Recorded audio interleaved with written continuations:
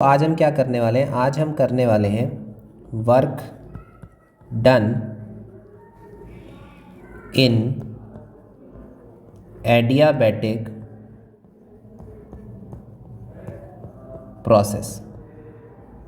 Work done in adiabatic process में मैं क्या लिखूँगा? मुझे पता है एडियाबैटिक प्रोसेस में होता क्या है। एडियाबैटिक प्रोसेस में हमारे पास जो P V की पावर गामा है वो इक्वल होता है कांस्टेंट के, जिसको मैं K के इक्वल रख सकता हूँ।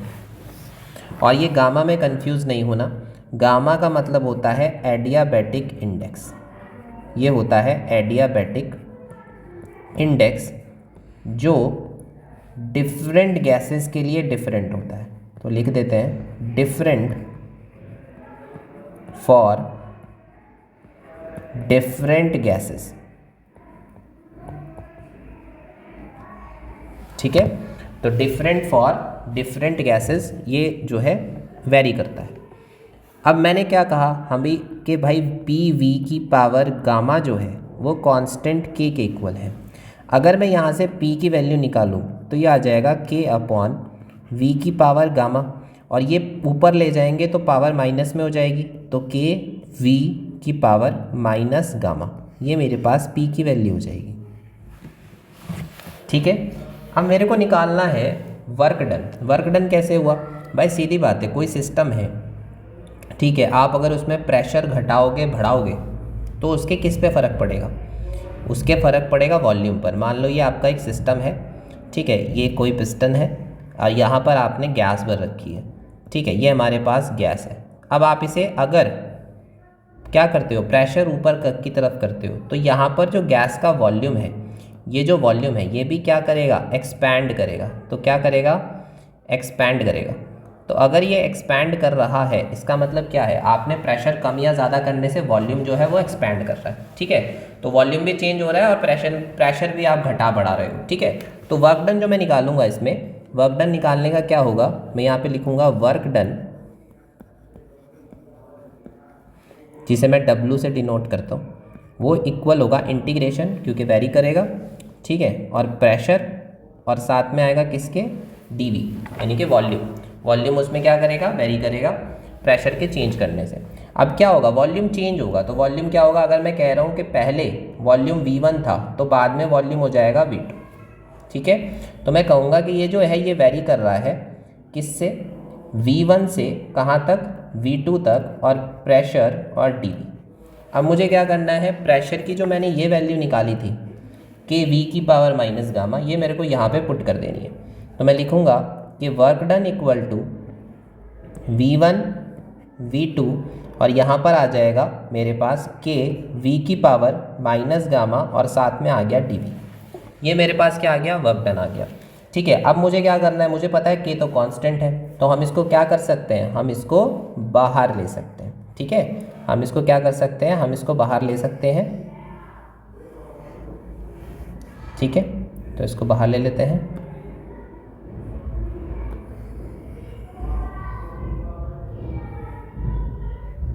एक सेकेंड,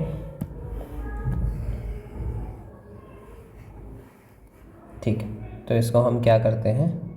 बाहर ले लेते हैं।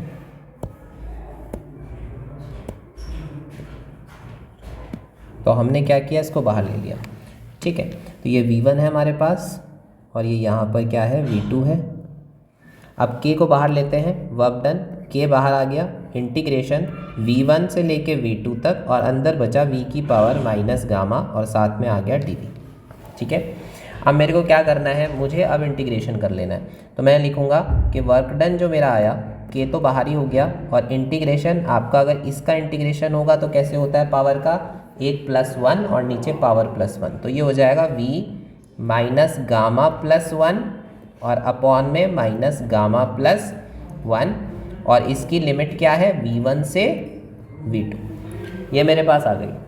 ठीक है, आगे हम क्या करेंगे? हम लिखेंगे वर्क डन K, और ये जो नीचे वाला है इसको मैं K के बाहर नीचे लिख देता हूँ। ये मैं लिख सकता हूँ 1 माइनस गामा, ठीक है, और अंदर क्या बचेगा, अंदर बचेगा खाली v की पावर माइनस गामा प्लस 1, और इसमें एक बार लोअर लिमिट और एक बार अपर लिमिट। अब आपका काम कुछ नहीं है, आपको upper limit minus lower limit करना है, जो कि आपको आता है। Work done equal to k upon 1 minus gamma, आप इसमें अपर लिमिट रख दोगे तो ये आ जाएगा v2 की power minus gamma plus 1 minus lower limit यानी कि v1 की पावर माइनस गामा प्लस 1। आपने क्या किया, अपर लिमिट माइनस लोअर लिमिट कर लिया। ठीक है, अब आप क्या करोगे, आप इस k को, ये जो यहाँ पर k है, इस k को इस ब्रैकेट के अंदर लेकर जाओगे। तो work done equal to 1 upon 1 minus gamma, आप क्या करोगे, यहाँ पर k अंदर लिखोगे k v2 की power minus gamma plus 1 minus, इसी तरह k की मल्टीप्लाई इसमें होगी k v1 की पावर माइनस गामा प्लस 1। ये काम आप करोगे। ठीक है, उसके बाद अब आपको क्या करना है, आपको लिखना है वर्क डन, ये तो साथ में चलता ही रहेगा, 1 माइनस गामा।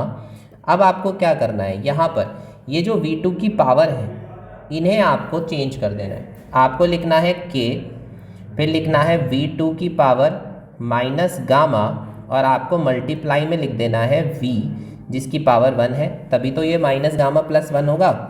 ठीक है, फिर आपने कहा माइनस, फिर आ गया k, फिर आपने यहाँ पे लिखा v1 की पावर माइनस गामा, और फिर मल्टीप्लाई करके आप लिख सकते हो v1 की पावर 1। इतना किया आपने।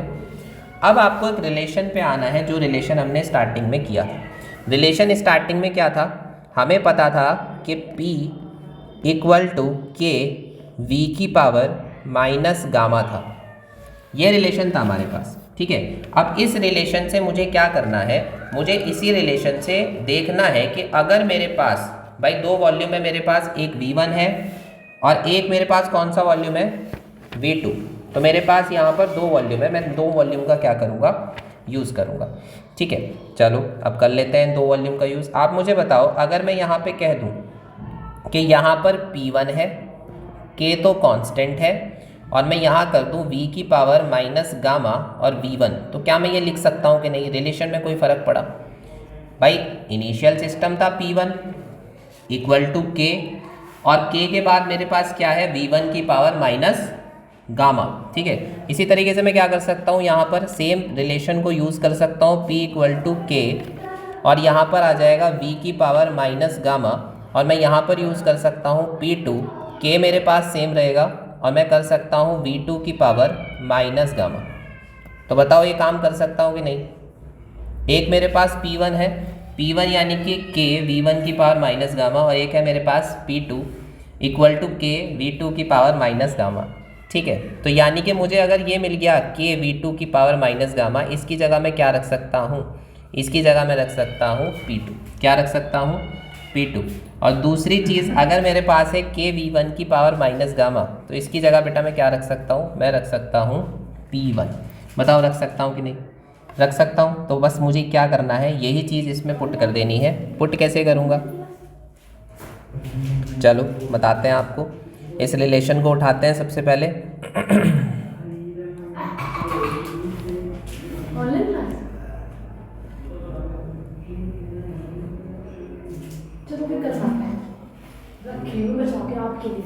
ठीक है, तो अब हम आगे बढ़ते हैं।